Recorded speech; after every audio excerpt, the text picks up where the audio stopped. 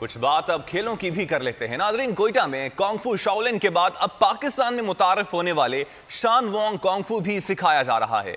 इस खेल को पाकिस्तान के वाहिद ग्रैंड मास्टर मुबारक अली शान ने मुतारिफ करवाया है। और मुबारक अली शान इस वक्त हमारे साथ मौजूद हैं, इसी पर उनसे बात करेंगे। सर, बहुत शुक्रिया आपके वक्त का। ये बताइएगा कि आपने क्या सोचकर और किस तरह मार्शल आर्ट का ये नया स्टाइल मुतारिफ करवाया और ये बाकी गेम्स के कैसे मुनफरिद है?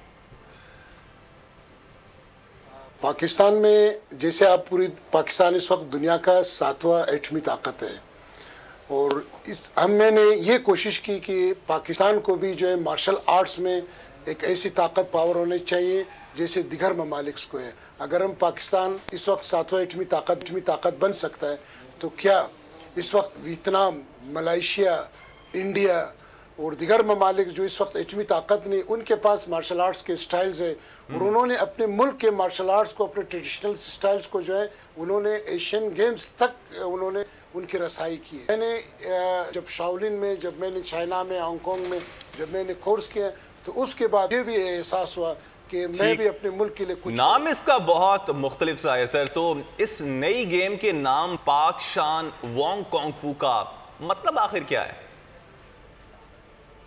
पाक का मकसद सर ये पाकिस्तान और शान का मकसद मेरे दादा परदादा के नाम से आ रहा है और वांग मेरे जो टीचर्स थे जिन्होंने मुझे इस गेम में इंट्रोड्यूस कराया और जिन्होंने मेरे साथ मेहनत की और मुझे इस मुकाम तक पहुंचाया।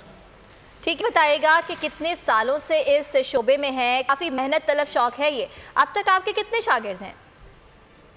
सर, इस वक्त अगर आप पूरी दुनिया में लेंगे और पाकिस्तान समेत तकरीबन इस वक्त 20,000 से ज़्यादा मेरे स्टूडेंट्स हैं और तकरीबन इस वक्त मेरे कम से कम सर 1,000 से ज़्यादा ब्लैक सेश है इस वक्त, ब्लैक बेल्ट यानी पूरी पाकिस्तान में और पूरी दुनिया में इस वक्त तकरीबन 2,500 से ज़्यादा मेरे ब्लैक बेल्ट है।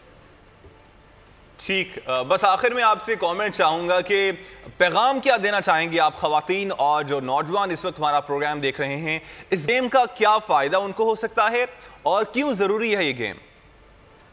सर, इस वक्त जैसा आप देख रहे हैं कि मुल्क में हर तरफ एक बहरारवी का शिकार है।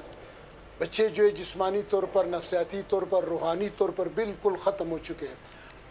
हमने इन बच्चों के लिए आगे बढ़ना है, हमने इन बच्चों को जो इनको मज़ीद परवान चढ़ाकर एक रोशन सितारा बनाना है और इसके लिए हमने इन बच्चों को जिस्मानी नफसियाती तौर पर मजबूत करना है और ख़ासन जो हमारे बच्चे और बच्चियाँ हैं इनके लिए हमने एक मस्बत सोच देना है और ख़ासन मेरी बच्चियों से गुजारिश है, वालिदैन से गुजारिश है कि अपने बच्चों को इस फील्ड में लाएं ताकि वो भी अपने आप के अंदर जो है बच्चों को मेंटली और फिजिकली फिट रहने के लिए ये गेम खेलनी चाहिए। बहुत शुक्रिया मुबारक अली शान, आपने वक्त दिया और आगे बढ़ते हैं।